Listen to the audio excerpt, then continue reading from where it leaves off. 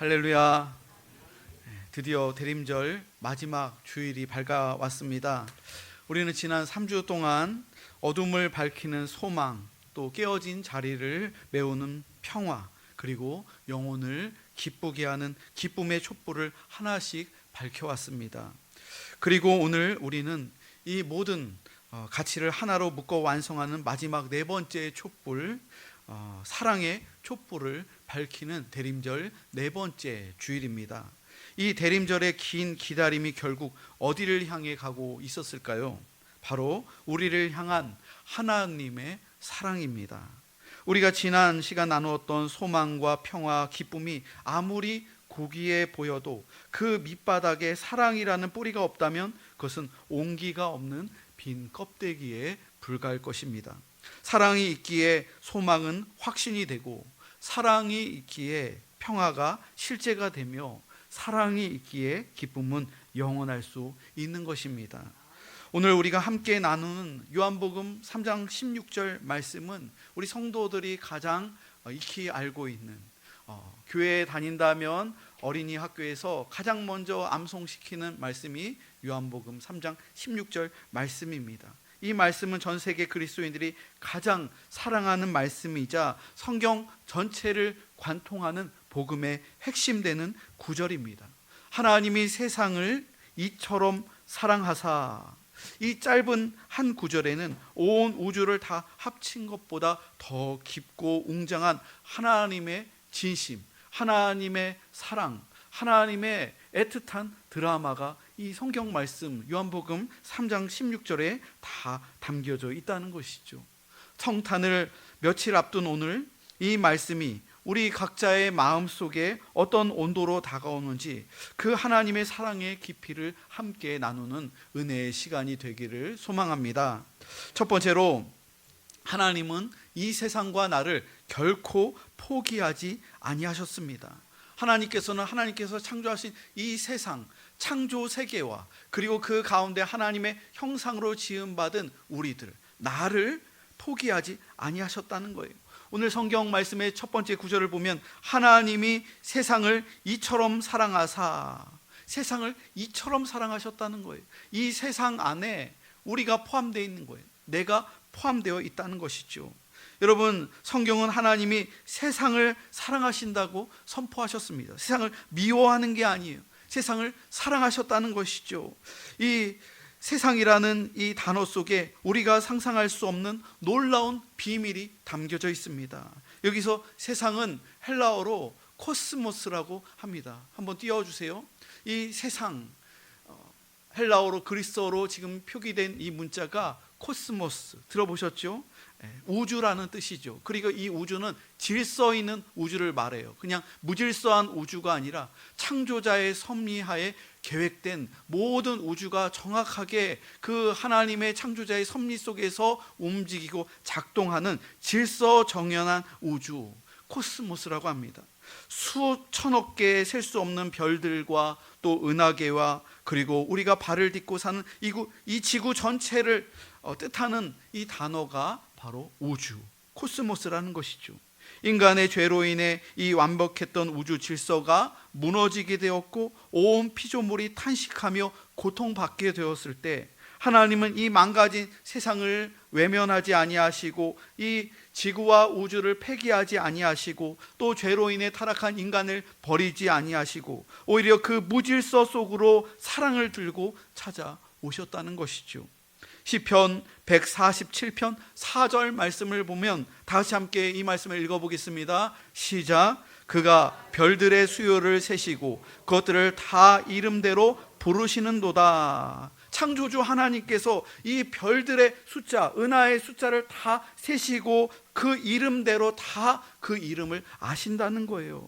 여러분, 하나님은 수천억 개의 별을 관리하시느라 우리 한 사람 한 사람의 작은 신음소리를 못 들으시는 분이 아니라는 거예요. 이 온 측량할 수 없는 지금도 천체를 관측하며 천문학자들과 과학자들이 우주의 그 끝을 이렇게 헤아릴 수 없는데 그 많은 셀 수 없는 은하계와 그 많은 행성과 별들의 이름을 다 아시는 그 하나님, 그것들을 다 관리하시는 그 창조주 하나님께서 지구에 있는 하나님의 형상을 닮은 우리 인간들, 하나님의 자녀들, 그 사람들을 잊지 아니하시고 우리들의 성품과 우리의 이름과 우리의 사정을 다 아신다는 것이죠. 이사야 43장 1절 말씀을 보면 야곱아 너를 창조하신 여호와께서 지금 말씀하시느니라. 이스라엘아 너를 지으신 이가 말씀하시느니라. 너는 두려워하지 말라. 내가 너를 구속하였고 내가 너를 지명하여 불렀나니 너는 내 것이라. 창조주 하나님께서 우리를 창조하셨다는 거예요. 인간을 지으셨다는 거예요. 여러분, 우주가 그냥 어쩌다가 갑자기 큰 폭발로 인해서 어쩌다가 행성이 생기고 우주가 생기고 그리고 어쩌다가 생명체가 생긴 게 아니라는 거예요. 창조주의 그 섬세한 계획과 또 그 모든 섭리 가운데 하나님께서 정확하게 온 우주 만물을 창조하셨고 또 지구라는 행성을 창조하시고 거기에 모든 생명체를 다 계획하에 창조하셨다는 것이죠. 여러분, 우리가 창조를 믿지 아니하고 진화를 믿게 되면 거기에는 우리의 희망이나 소망이 없는 거예요. 세상 가운데서는 사람이 죽으면 그냥 끝난다. 마치 전기 이 코드를 탁 뽑아버리면 전기가 탁 나가면서 그냥 캄캄해지면서 아무것도 없는 것처럼 믿음이 없는 그러한 무신론에서는 인간이 이 세상을 살다가 죽으면 그냥 그걸로 끝이다. 아무것도 없어지는 거, 소멸되는 거죠. 그러나 그 가운데서 우리는 소망을 발견할 수가 없는 것이죠.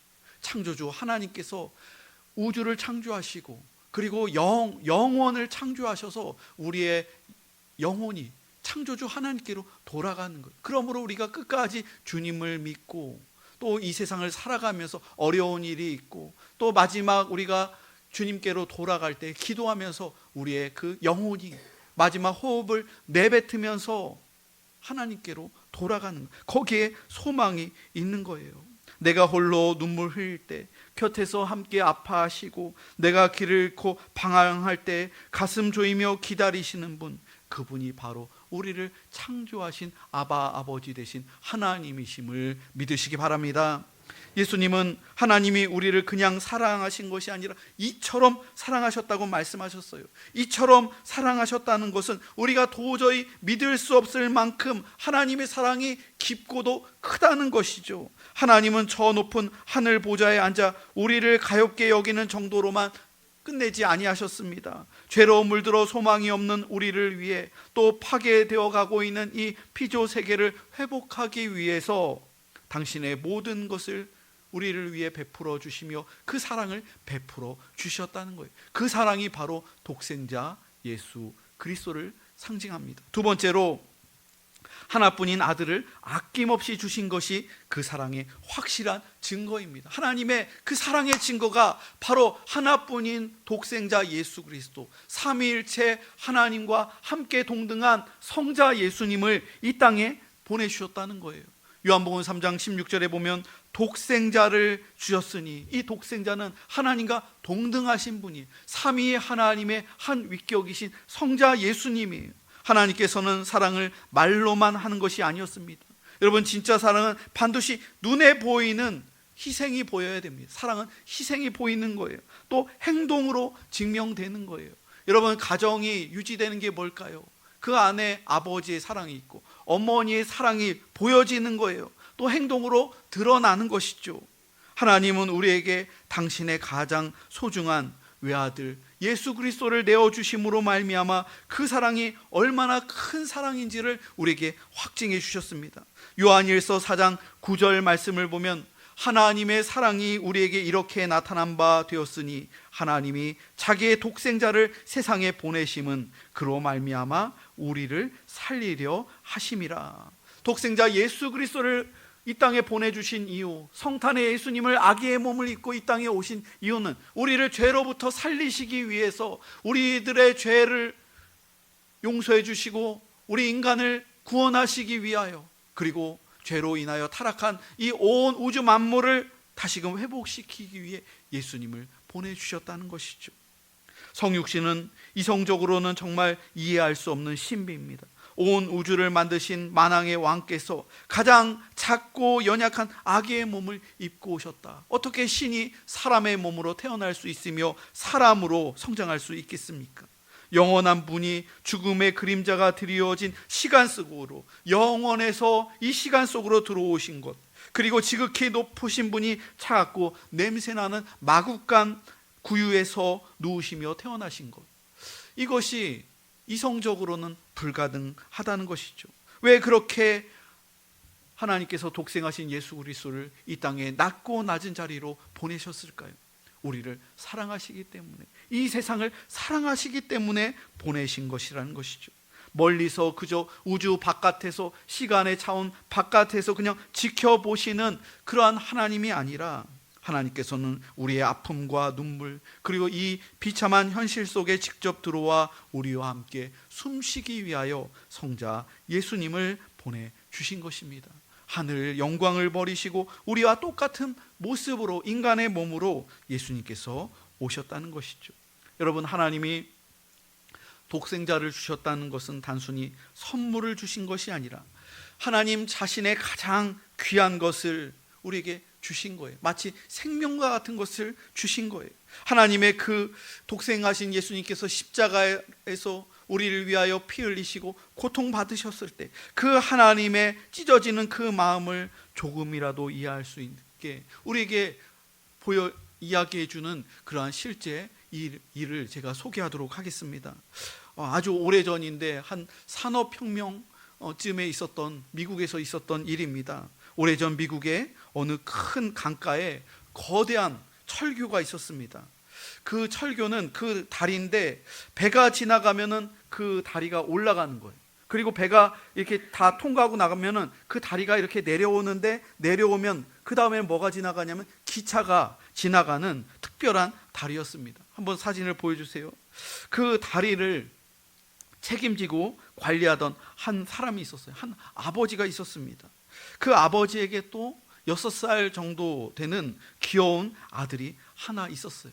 이 아들은 아버지가 좋아서 항상 집에서 또 유치원 다녀오고 그러면 아버지가 일하는 직장에 달려가서 노는 거예요. 그 주변에서 아버지 일하는 데서 노는 거예요. 그래서 아버지가 퇴근할 때까지 기다렸다가 함께 돌아오는 그런 귀여운 아들이었어요.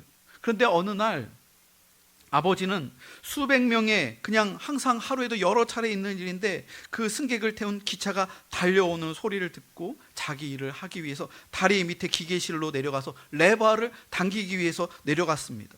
그런데 그 달려오는 소리를 들으면서 자기 일을 하려고 내려갔는데 그 기계실 사이에 거대한 톱니바퀴가 이렇게 돌아가면서 그 다리가 올라가고 내려가고 그러는데 그 근처에서 이렇게 뛰놀고 있었던 아이가 하필 그 찰나에 그만 미끄러져서 그 기계 톱니에 다리가 껴버린 거예요. 다리가. 저 멀리서 기차는 막 전속력으로 달려오고 있습니다. 그 순간에 아버지가 아들을 이렇게 꺼내 올리려고 하면은 그 기차는 어떻게 되냐면은 수백 명이 탄 그 기차는 그냥 강으로 추락하게 돼 갖고 그 기차에 탄 사람들은 전원이 다 사망하게 되는 거예요. 지금 아버지는 어떻게 해야 될지 가슴 1분도 안 되는 그 찰나에 한 20초 되는 시간에 아들을 구할 수가 없는 거예요. 아들을 구하면은 기차에 타고 있는 수백 명의 사람들이 죽게 되고, 그렇다니 레버를 당기면은 그 레버의 톱니가 돌아가면서 그 자기 하나뿐인 귀여운 아들은 죽게 되는 거예요. 이걸 판단해야 되는데 아버지가 어떻게 했을까요? 아버지가 자기의 그 사랑하는 아들, 그 귀여운 아들, 눈에 넣어도 아프지 않을 만큼 사랑하는 그 아들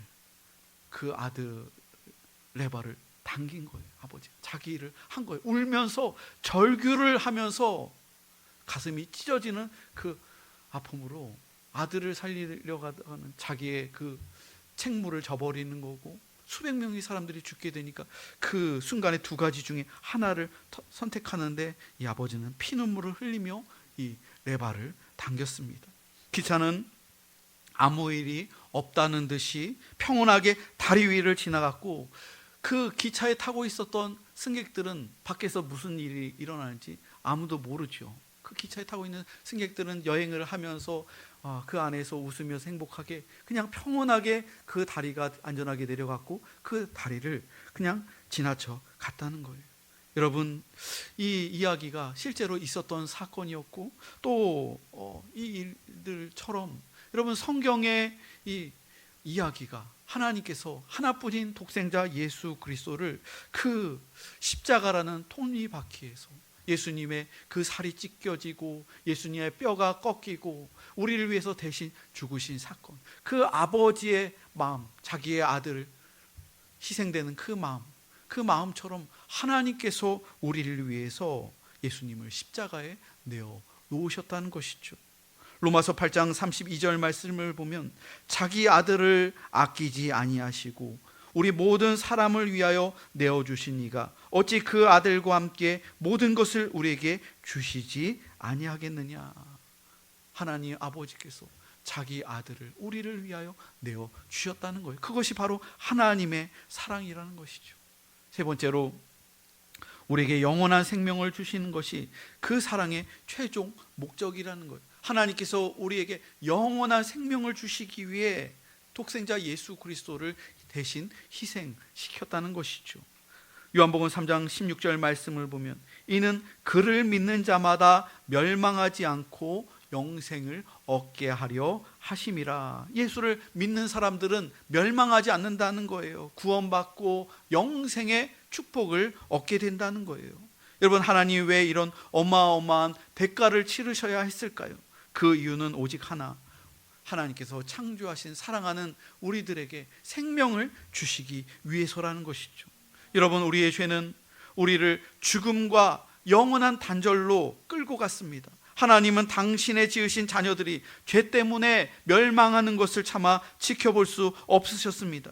그래서 하나님은 예수님을 보내셔서 우리에게 구원의 손길을 내미신 거예요. 누구든지 믿기만 하면 멸망하지 않는다.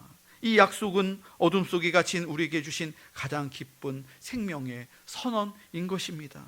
여러분, 성경이 말하는 영생은 단순히 죽지 않고 시간만 오래 사는 삶을 말하는 게 아니에요. 이터널 라이프, 영생은 하나님 아버지와 다시 연결되는 것이고, 그리고 하나님의 그 사랑과 생명을 매일 누리며 질적으로 다른 그러한 삶을 살게 되는 축복을 의미하는 것입니다.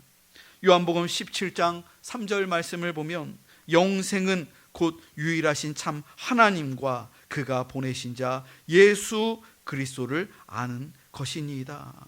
영생이라는 것은 이 온 우주 만물을 창조하신 그 하나님, 그리고 그 아들 독생자의 그 희생, 그 죽음을 우리가 아는 거예요. 알아가는 거예요. 그리고 믿는 거예요. 아까 그 이야기에서 기차를 타고 그냥 지나갔던 사람이 그 아버지의 그 희생, 자기 아들이 희생되는 그 아픔을 그냥 기차에 타고 간 사람들은 전혀 알지 못한 채 그 은혜를, 그 희생을 기억하지 못한 채 지나갔던 것처럼, 나중에는 뉴스에 나서 나중에는 아는 사람도 있었을지 모릅니다. 그런 것처럼 지금도 하나님께서 창조하신 이 창조 세계와 또 예수님의 그 십자가에서 우리를 위해 대신 희생하신 그 사랑을 마치 기차에 타고서 그냥 지나가는 사람들처럼 그거를 전혀 알지 못하고 살아가는 세상 사람들이 있다는 것이죠. 우주의 그 시작과 구세주를 알지 못한 채 그저 이 세상을 살면서 그냥 즐기면서 살면서, 그리고 다른 신을 찾으면서 그렇게 살아가는 사람들이 굉장히 많다는 거예요. 여러분, 우리들이 인생을 살면서 마지막에 누구를 붙잡아야 될까요? 주님을 붙잡아야 돼. 영생을 바라봐야 된다는 것이죠. 우리의 영혼이 그냥 없어지는 것이 아니라 우리가 나중에 마지막 종말을 맞이할 때 우리의 영이 깨어나는 때가 있더라는 거예요. 그 깨어났을 때 어디에 우리가 있어야 될까요? 영생 곧 유일하신 참 하나님과 그가 보내신 예수 그리스도를 알고 믿을 때 우리에게 영생의 축복이 찾아오는 것입니다. 요한복음 10장 10절 말씀을 보면 내가 온 것은 양으로 생명을 얻게 하고 더 풍성히 얻게 하려는 것이라. 주님께서 오신 것은 당신의 그 목자로서 양에게 생명을 주고 그리고 우리에게 풍성한 영생의 축복을 주시기 위해서 오셨다는 것이죠. 사랑하는 성도 여러분, 이제 대림절에 4개의 촛불이 모두 활짝 밝혀졌습니다. 하나님께서는 온 우주를 사랑하시고 무엇보다 지금 이 자리에 앉아 계신 성도님들 한 사람 한 사람을 자신의 아들의 생명과 맞바꿀 정도로 사랑하신다는 거예요. 여러분들이 우리 공부교회로 매 주일마다 이렇게 달려 나오는 모습을 보면서 여러분들의 얼굴을 보면 제 마음이 얼마나 기쁜지 몰라요. 그리고 주님 앞에 또 우리 교회에 또 처음 오신 분들, 작은 아이부터 어르신들까지 이렇게 오시는 분들을 보면 얼마나 감사한 마음이 들고 기쁜 마음이 든지 몰라요. 여러분들이 예배당 올 때 교회 이 시간 오기까지 지난 한 주간 동안 어려운 일들이 있는 성도들이 있을 거예요. 마음속에 부담감도 있고 또 걱정도 있고 또 재정에 어려운 일들도 있고 여러 가지 가족의 그 관계성 속에서 복잡한 일들이 있고 또 사업이나 여러 가지 일들에 막힌 담들이 있고 장애물들이 있어요. 나가지 못하게 하는 이유들이 얼마나 많이 있겠어요. 그런데 여러분들이 그것들을 다 하나하나 극복해 나가면서 주님 앞에 이렇게 오신 이 모습을 볼 때 담임 목사인 제 마음이 기쁨이 있다면 여러분, 하늘에 계신 하나님 아버지께서 우리를 위해서 대신 십자가에 못 박히신 그 예수님께서 이 자리에 나온 성도들 여러분 한 분 한 분의 얼굴을 볼 때 얼마나 더 기쁘실까요? 오늘 말씀 함께 하나님이 세상을 이처럼 사랑하사 독생자를 주셨으니 이는 그를 믿는 자마다 멸망하지 않고 영생을 얻게 하려 하심이라. 이 말씀에 이 가로에 세상이 들어가는데 이 세상에 또 그 우주의 중심에 바로 우리가 들어가 있다는 거예요. 여러분이 이걸 읽을 때 이 괄호에 자기 이름을 한번 넣어보셔서 함께 읽었으면 좋겠습니다. 하나님이 연기를 이렇게 하면 여러분들은 각자의 이름을 넣으시는 거예요. 이렇게 할 때 제 이름을 넣으시면 안 돼요. 자기 이름으로 꼭 넣으셔서 저를 따라하지 마시고 각자의 이름을 넣고 함께 이 말씀을 읽겠습니다. 시작. 하나님이 연기를 이처럼 사랑하사 독생자를 주셨으니 이는 그를 믿는 자마다 멸망하지 않고 영생을 얻게 하려 하심이라. 아멘. 이 말씀이 얼마나 큰 축복입니까? 여러분, 주님의 그 사랑이 이 성탄에 임했다는 거예요. 그리고 여러분 한 사람 한 사람을 주님께서 눈동자처럼 지켜 보호하여 주시며 또한 축복해 주신다는 것이죠. 이번 성탄절 세상의 화려한 장식이나 선물보다 나를 위해 이 땅에 오신 주님의 사랑을 여러분들이 기억하며 여러분들의 마음에 그 예수님을 마음에 모시기를 축복합니다. 그리고 그 넘치는 사랑을 받은 자로서 우리 주변의 이웃들을 돌아보면서 그 따뜻한 사랑의 온기를 조금이나마 우리 주변의 주님을 알지 못하는 이들에게 나누며 사랑을 전파하는 믿음의 성도들, 복된 성도들이 다 되시길 주님의 이름으로 축복합니다. 생명을 주시려고 참 빛으로 예수 나셨다. 사랑을 찾는 사람, 진리를 찾는 사람, 외로운 자 아픈 자도 빛을